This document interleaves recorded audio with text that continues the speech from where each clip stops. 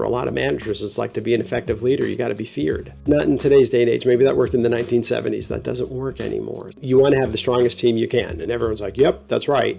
Okay, and you want to keep them motivated and engaged and self-aware. Yep, that's right. Okay, well, that means you have to talk to them. They're like, ooh, that's the part that's hard, especially if it's a particular situation that is kind of thorny or is subject to interpretation. It's the person who says they're being oversensitive, I'm just being me, and I don't see why you're holding me to a higher standard than everyone else. And then the manager feels like, I don't know what to say now. Yep.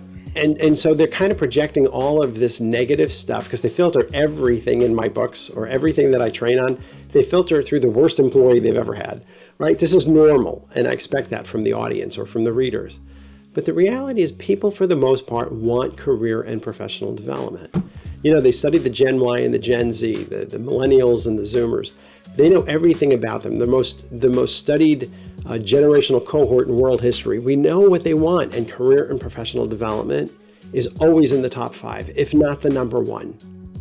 So it's like, what does that mean? And how do you contribute to that? And as a leader, what should you expect of yourself in terms of building that muscle of career and professional development among your employees? Part of it is recognition for a job well done, no doubt. But part of it is also this idea of helping people really feel more confident. I've always told managers, if you want to do one thing and one thing only to build a stronger team, just make people feel more self-confident. Don't make them afraid of you. That doesn't work. Not in an environment where we want innovation and creativity. They're not going to give discretionary effort. They're not going to take a risk if they're afraid of being called out by their boss.